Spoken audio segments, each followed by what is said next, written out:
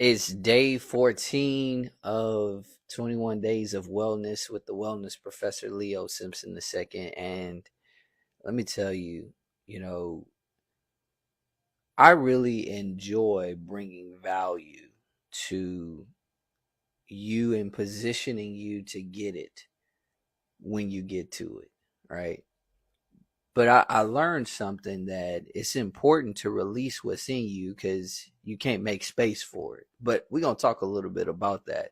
I want to talk about how disrespecting free limits your receiving. How disrespecting free limits your receiving. Now, Leo, how is this about wellness? how is this about achieving wellness and getting well-being? Watch this. Well, my focus and what I do, why I do it, how I do it, all of the 9 yards and 9 lives related to that is to make sure people are positioned to replace chaos, frustration, confusion in work and family and identity with wellness, right? Because the direct opposite of the chaos, the frustration, the confusion is wellness, right? And so, literally, if you identify how to replace the worser with the better and the worse with the best, like you on par, and in many instances you're well above par. And as it pertains to free, we got a little bit of an issue as a generation, as a people group, as a society. And I say this more from personal experience than anything. Like, I disrespected free a lot. Okay. I disrespected free in two ways. One, I gave for free when I needed to be giving for a fee. But then I gave for free when I was needing to be giving for a fee because of certain thought processes that were communicated to me, right? And on the one hand, it's good I learned how to give for free. But here's the thing, because I was giving for free for so long when I, in some instances, should have been giving for a fee, when I needed to get into my professional flow, about 12 years ago, to actually begin to establish myself in the arena of speaking, training, coaching, teaching, all of those types of things. One of the main things that I was being taught to do in order to set my foundation and establish myself was to do free content, free sessions, free services. And I was like, no. Okay, I'm going to talk about that. But the thing with looking at free from that context for me was because I had done things for free for so long and realized that there were times where I should have actually done a fee after having done free for so long. When it was time for me to actually do something that would pay me, I had no concept. I had no consideration, no commitment, no willingness to commit to free at all. At all. I didn't want to give anything for free. I was like, no, you need to pay me. Like, I know the value I have, and so on and so forth. And well, I knew the value I had, but how was somebody else going to know the value? How were they going to discover the value? I guess they had to get something for free. And it just totally went over my head. Just missed it. But I really want to talk about free being disrespected before I get to that story. Like, I really want to help somebody understand that you have to respect free. And you don't just use free just to use free, but you must make sure you understand that free is so important in order to have a fee. All right.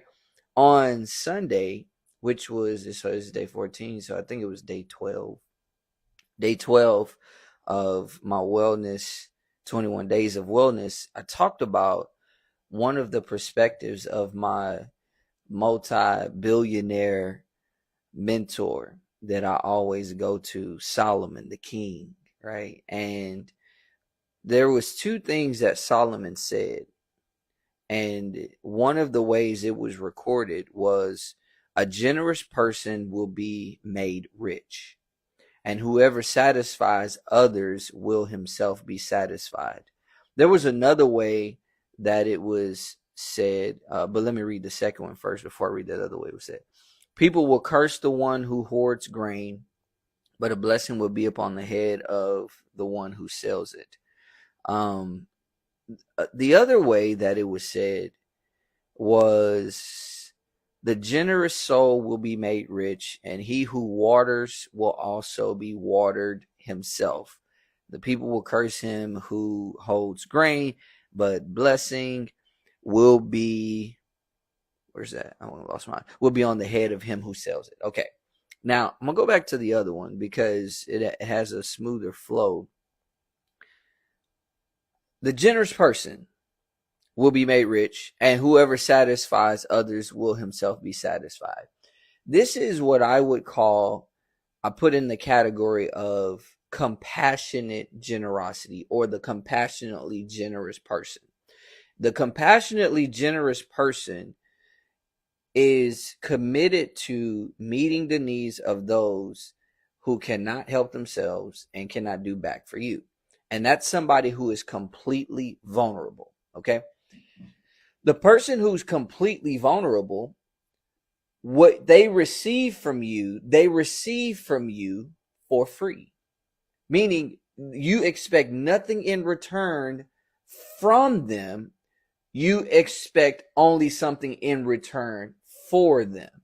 Meaning what you give them, you expect for them to get something for it and to be enriched by it. That's what it means by satisfying others or watering others.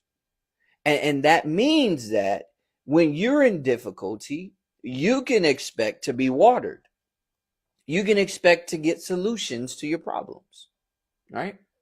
But the compassionate generosity, where you are dealing with the completely vulnerable person, you have to have in your mind that not only am I giving something to this person where I'm not expecting anything in return from them, but only something in return for them.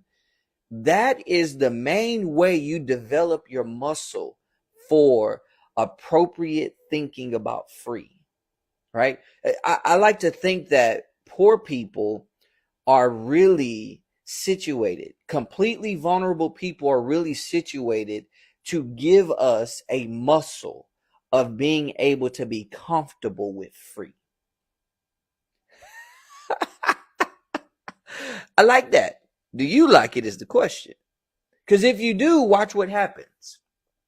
The second phrase was, people will curse the one who hoards grain. Okay. Grain is a representation of a solution. Okay. So if the people curse the one who hoards grain, it's really saying that you're withholding something that someone actually has need for. And that means that the grain would be beneficial to the people for sustaining them, to sustain their benefit of nourishment. In other words, they lack nourishment or they lack food, and the grain would help them and be a solution to their problem of their lack of food. So in other words, what you've got to understand is you have a problem. They have a problem. You have a solution. And if you hold back your solution for these people's problem, not only are they going to be angry with you, they're going to have some bad words for you. They are going to put those bad words on you. Okay. But here's what it says after that. But a blessing, an enrichment, a value, an exponential growth, an experience of regard and benefit will be upon the head of the one who sells it. What does that mean? That means You make it available. To who? Okay, so this is another level of generosity. This is what I call commercially generous, meaning you have people who are not completely vulnerable, but partially vulnerable. Why? They are vulnerable. They lack something, but they do have the ability to compensate you to an extent. Not that they can give you exactly what you gave. Because they can't, if you got grain and they don't, they can't give you grain. So they can do for you, but they can't do back for you in the same way, right? So what you have to see is when you have something, you need to give commercially generous, free. Why? Because the free makes it known that there is something that's available for a fee. Oh man, I wish I would have got this. Let me explain it this way. So there are people you give for free and you don't expect anything in return. But there are people you give for free and you expect there to be something in return because they expect to give you something in return. No, they can't give you back what you gave them. But in order for them to know you have it, you need to give them awareness. Free is the awareness. Let me tell you something, man. You got to respect free. Free says there is something available. We like to look at free as, oh, you give something free so you can actually bait people in. You can look at it like that, but that's a cheesy way to look at it. And that's how I looked at it. I was like, I'm not trying to bait people in. I mean, I want them to come in, but I'm not trying to bait them in. Like we think about it negative because we think about baiting like fish catching fish and, you know, how you hook them and then you're wrestling with them and all that kind of stuff. I mean, it's technically the case, but it's not the negative of it. Free actually communicates to people that I am available, that you are available, right? If you are not communicating that I have X available, no one is going to know it's available. You have to get it in front of them. And the only way you can do that is through free. And here's what you got to understand. When you give value, I got to check my microphone every once in a while. I got my extra. When you deal with the compassionately generous focus for those who are completely vulnerable, when you give to them for free, I said this earlier, but I need to give a little more elaboration here. What you're doing is, again, you're developing a muscle of being able to give for free and be absolutely comfortable with it. Like, get joy from it. So that when you give for free over here and you're not getting a fee, you don't feel like you're being rejected. Oh, man. And if you feel like you're being rejected, you feel dejected and jaded and everything else. You understand that giving will always position you for receiving. But when you do not focus on giving and doing it in a generous manner, whether it's compassionately generous or commercially generous, you do not position yourself to receive. Let me give you a perfect example. I love talking about trees. I love talking about trees. I love talking about how trees come into existence. You take a tree, and let me tell you a quick story real quick. So, talking about trees. So, where my first house that I owned, we had a situation where in the front yard, we had a live oak tree. And that live oak tree, I think, from what I looked up and researched and talked with people about, it's very likely it was struck by lightning. There's a virus that live oak trees can, contract, experience, that cause them to die based on certain types of insects and things in the ground and all that. But based on what happened with my tree, we kind of saw signs that it was struck by lightning. Excuse me. And so, I was looking at that tree and, hoping that before we find all those details, I was looking at that tree and like, I'm just giving some time. I'm gonna see if it's just gonna correct itself. And so I get a letter from my homeowners association, and I was like, I'm just gonna wait a little while, see if it's just like a winter thing, let's water it a little bit, see what we can do, all that kind of stuff. Tree didn't respond. Nothing. Even had rain and nothing happened for the tree. Like I said, we didn't know, that it was very likely struck by lightning at this point. Got another letter. I was like, I'm just wait. Finally, I got another letter. I think it was 3 or 4 letters I got. When I got that last letter, they was like, you have until this date to get that tree out. Otherwise, we're coming to get it and we're going to charge you for it. I was like, I'm not waiting for this tree to do nothing. I'm getting it out. It wasn't what I wanted to do. And I was looking into some prices and stuff for what it was going to cost to do it and all that. And I was like, man, I mean, this was early on in my life, my early 20s. I really didn't have a bank like that to get into the major services. I had to get into the minor service, which had to be a major service for me. It's called muscle. I had to use this right here. And thankfully, what my neighbor across the street helped me, towards the end and whatnot. But the tree wasn't that tall. I chopped it down. And then after I chopped it, I had to dig up around to get the roots out and all that kind of stuff, right? And then I had to plant another tree, all right? And the tree that I planted was really, really small because, again, I had a bank back then. And so I didn't really have the ability to even get a tree that was probably about, 10 feet or more. I had to get a tree that was somewhere around 6 or 7 feet. And so it was kind of a young tree. And man, that thing, they used to laugh at me on the street talking about I got a little Charlie Brown tree. Well, here's why I bring that up. Remember I told you I love to talk about trees. When we planted, let me go back to the story. So when I planted that tree, like, yeah, they would talk about it was Charlie Brown and all that kind of stuff. But really, what I did was I took that dead tree out, got all the roots out so I could make sure, there was no, if it was in fact a virus, it wasn't going to get to this tree and all that. Make sure I planted it deep so that it could get deeply rooted, right?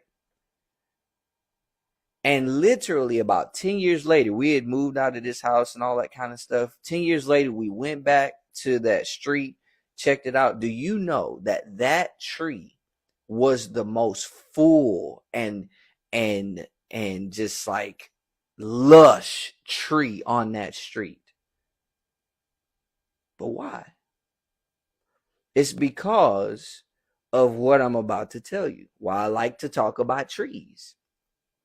When you put a seed in the ground, okay, literally you are releasing that thing, right? And once you put that seed in the ground, and what happens is you cover it up, water it, make it good, give it food, all that kind of stuff, and that tree begins to grow. What happens is that tree is in a position to where now it can perpetually produce something, right? And so the seed had to actually die though. Like it could not be seed any longer. It had to become roots. And so it had to give roots to the environment in order to give a position for fruits to exist. You see? So literally the reality of the tree giving to the soil gave back to the environment above for some value, right? But here's the thing, if you didn't get comfortable with the release of the seed into that environment where it really wasn't giving you back anything, it was you were giving for it. Sound like the compassionately generous? You can't actually get the commercially generous. The commercially generous in this case, if it's not a fruit tree, meaning it's no apples or oranges or something like that, it's just leaves and maybe nuts or whatever the case may be. The benefit is once it comes above the ground, now you can see it. It's for your benefit. It's for your value. People can observe it. Other people can experience it and all that kind of stuff. But here's the thing. What if you don't plant the seed? First of all, you don't give the seed to the soil for it to have benefit for itself. But that posture that you develop, right? Farmers had a posture, and the farmers today, they have a posture of patience that is so profound. Why? Because they understand how to give way to the process of the thing that they can't get anything directly from immediately, but understanding at some point it's going to return value to them long term once it gets on the other side that's in the ability for them to access it. Let me go back to my initial story about when I started in the arena of speaking and coaching and training and teaching. I did not want to give for free. I'm talking about, they were like, all right, this is your strategy. You go and you offer X to people for free. And I was like, no. I'm going to sell to people. And then they would tell you, oh, people do business with people they know, like, and trust. Yeah, they do. So I'm going to go make them like me real quickly, and then they trust me. And then it don't work like that. And what I mean by it don't work like that, it doesn't work like that in the sense that when people see that you're not trying to give, they don't want to give as well. Listen to me carefully. When people see that you're trying to receive, they get frustrated. They don't tell you this verbally, directly, but in their actions they do. They get frustrated because in order for them to receive, you have to give. They're like, if you give to me, I'll give to you. But you're trying to receive, and so I can't give to you. So what does that mean? You're disrespecting free. Free really is you're disrespecting giving.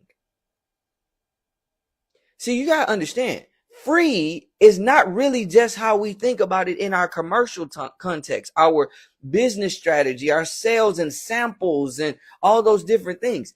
Free is, in other words, at its core, giving without strings attached. It is absolutely a focus of generosity. But Leo, how do I give free knowing that I need also fee and not have that confused? First, start by giving compassionately generous to those who are completely vulnerable so you can develop the muscle. See, here's the thing. We are designed in the context of our existence, our spirit, our soul, our mind. Our spirit, our soul, our body. And in the context of our soul, we have mind, will, and emotions, right? And so how we really have authority and understand with clarity what it is we need to do is it's not by awareness. It's not just by assessment and the acquisition of information.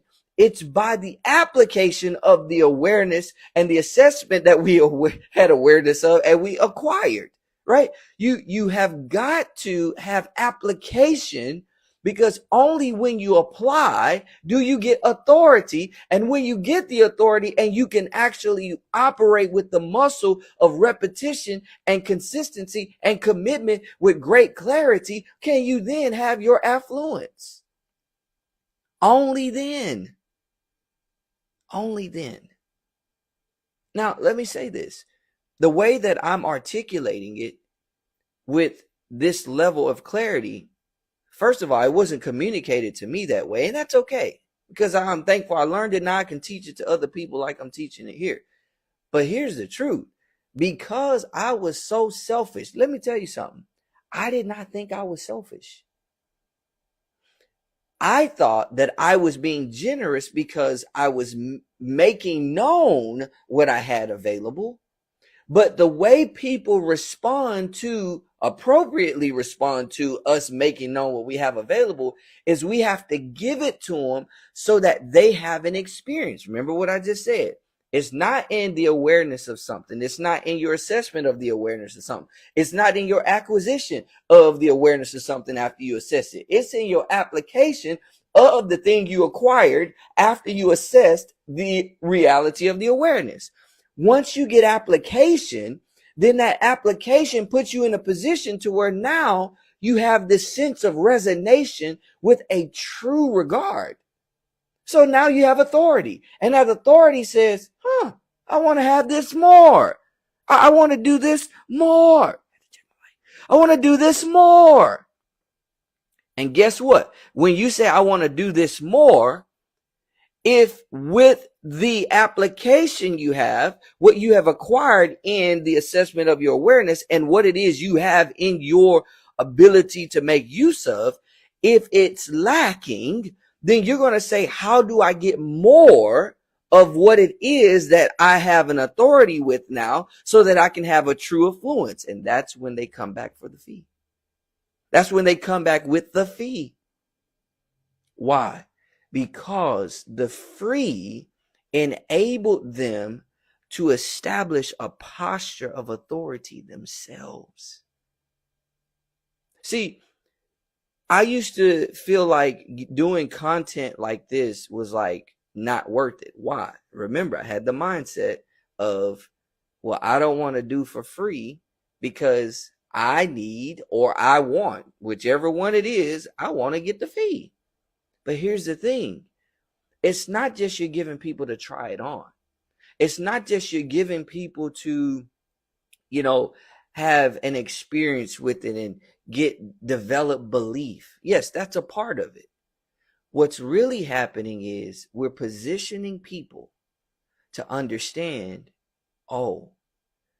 my lack of authority was just satisfied in a portion to where it gave me this sense of confidence and hope in the authority I can have. Or as I say, the chaos, the frustration, the confusion in my work, my family, and life that I've been experiencing, what Leo gave me in this short moment, what Leo gave me in his consistency and bringing content to his platform, what Leo gave me was an ability to experience that awareness, assessment, acquisition, and authority so that it can communicate to me that I can experience my wellness. I can replace that chaos, that frustration, that confusion with wellness and experience my affluence, my abundance, my ability to really have good movement in the context of how I live my life within the context of my work, my family, and my identity.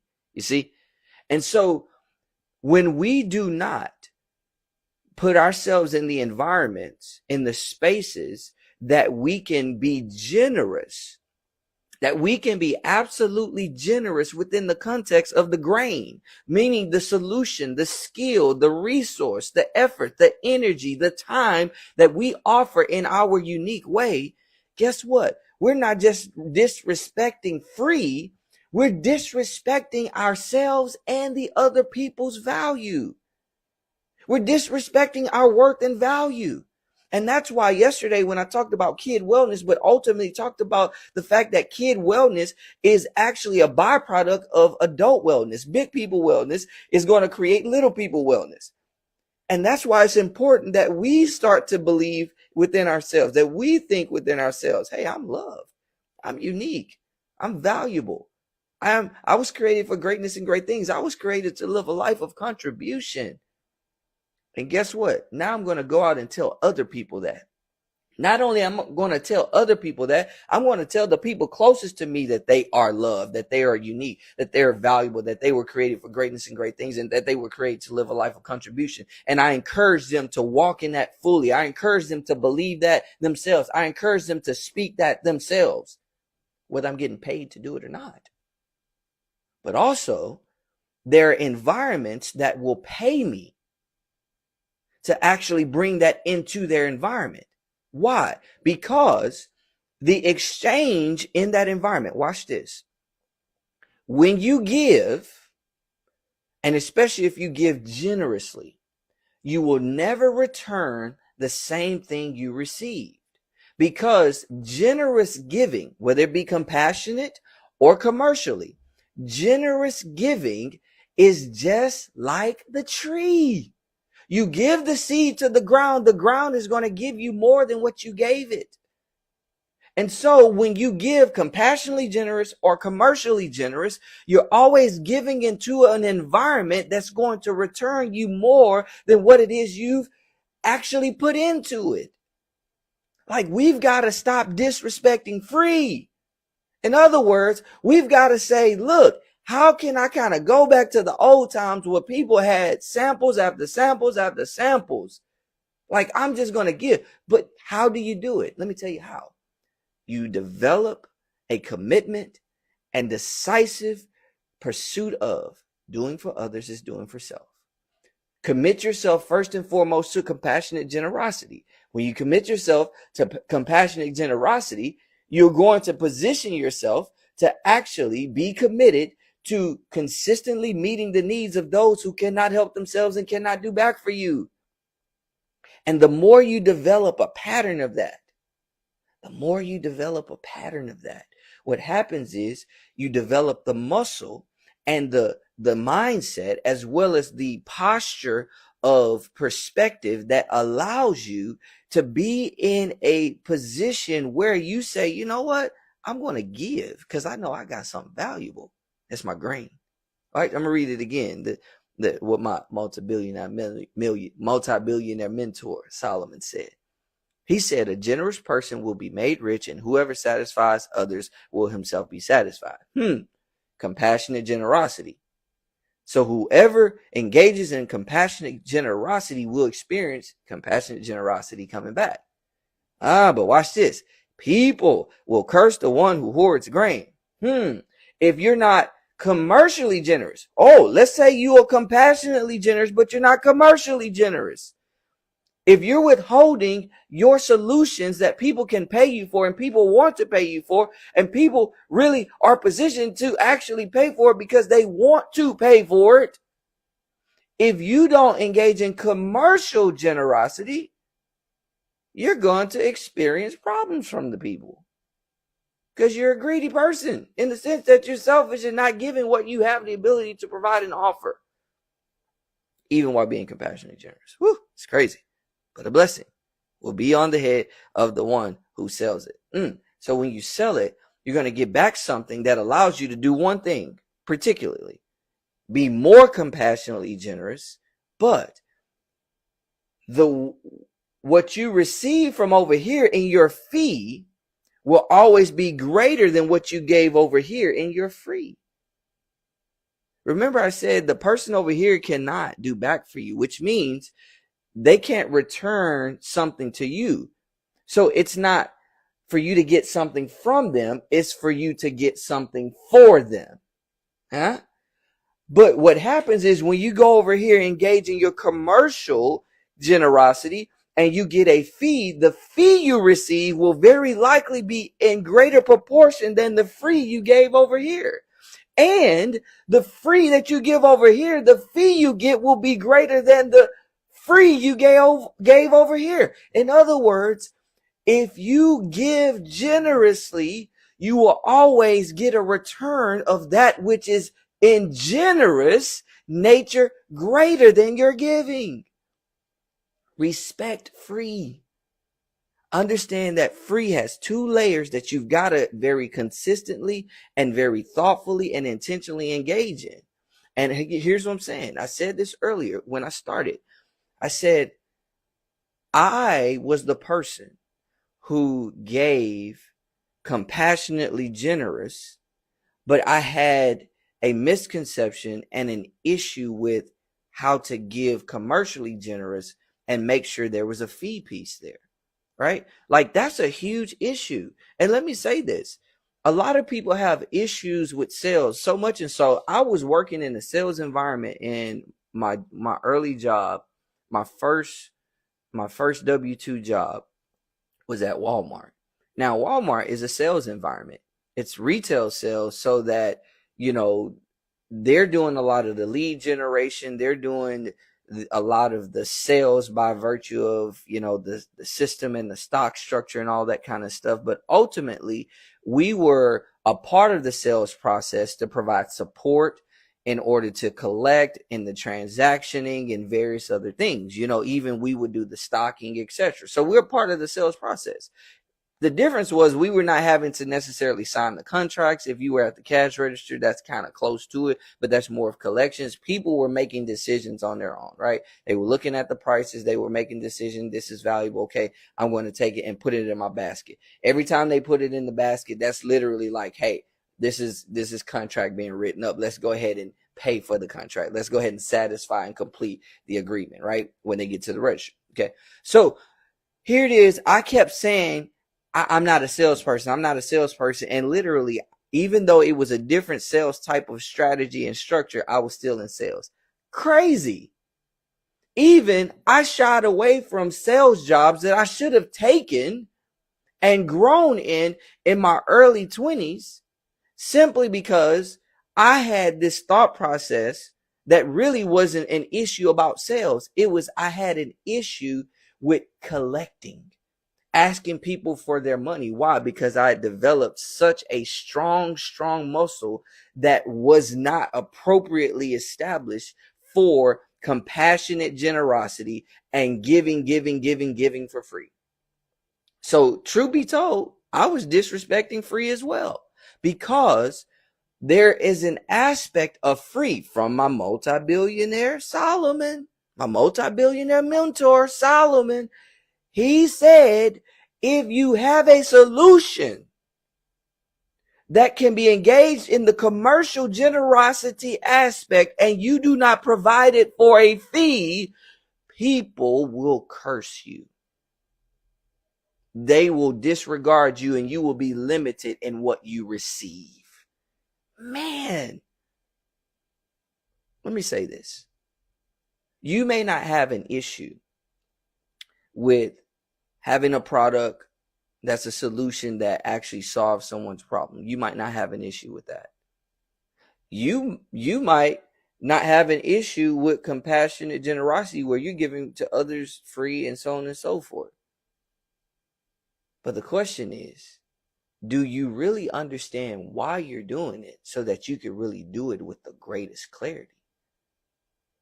Do you understand that if you don't realize that free is really, and in so many words, the word give generously, give without pride, give with vulnerability, give with humility. When you understand that, you will be positioned to receive with such profound multiply proportion, you can't even imagine the depth of it. It's that powerful. It's that powerful. Maybe you have a problem with both. Maybe you're doing it and you don't know why. Maybe you know why, but you don't have the depth of perspective. Maybe you're not sure why you need to do either one of them, so you probably haven't done it. Regardless, get the perspective I've given you today and understand this. Don't disrespect free. Because if you disrespect free, it's going to limit what you receive. But if you respect free, it is going to exponentially open up what you're able to receive and the opportunities to receive. Listen, man. Listen. This is a season in life, in the context of all the issues we're dealing with our inflation, with, our currency, with our government, with people. We're having higher rates of mental issues like we've never had before. We're having higher rates of suicide, higher rates of prison, higher rates of crime, higher rates of bullying in the adult sphere as well as the kid sphere. Listen to me. Engage in giving free, respecting free, and we will start seeing things turn around in our environment. See, one of the major problems that we're experiencing is that people I said it earlier. When you have a focus on, I'm going into this experience, this situation, this circumstance, this reality to receive, the person on the other side is subconsciously frustrated with you. Why? Because receiving and receiving does not produce giving. Oh, this is good. Giving and giving produce receiving. And so the person on the other side can be comfortable and at peace and excited and just happy with you. Why? Because they know that this is an open loop. You're giving and it's telling them, oh, I can give back. I can actually now give as well. I can give in consistency with what you're giving. But the giving, there's going to be a greater value and a multiplied benefit that comes with that. But here's the thing you got to understand. When this person gave, this person was able to receive. And this person who received was able to take what they received, multiplied, and give something back that was of a value greater than what they had received. But if you go with the focus of receiving, that person can't reciprocate and cannot complete the loop. We've got to respect free. Free is essentially giving vulnerably, giving humbly, giving with generosity, giving without any expectation to receive. Why? Because it's like, I just want to release. But there is an absolute law. And you can say it in two ways. Every cause has an effect. Every sowing has reaping. That's why the one who waters will also be watered, or the one who satisfies will also be satisfied. Man.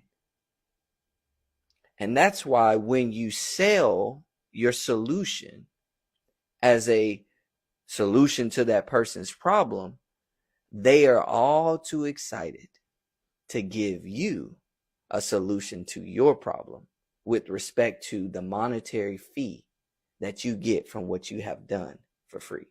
Listen, this was good to me. I don't know if it was to you. If it was, take some action and let me know down in the comments. Let me know how disrespecting free limits your receiving was helpful to you.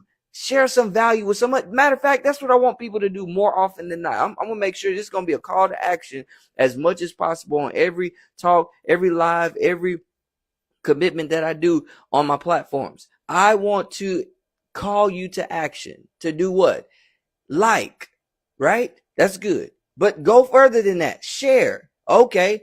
Follow. Okay, that's great. But really, let me tell you what a value is.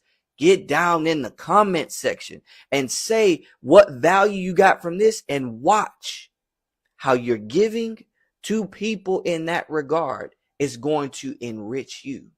Don't hold back your comments. Don't hold back your likes. Don't hold back your shares. Don't hold back your follows. Don't hold back your subscribes. Don't hold it back when you feel it kind of rumbling.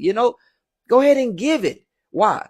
Because that giving is going to position you to be given to. I'm going to talk about this another time, but I'm telling you, when you give on other people's platforms, I promise you start getting on other people's platforms.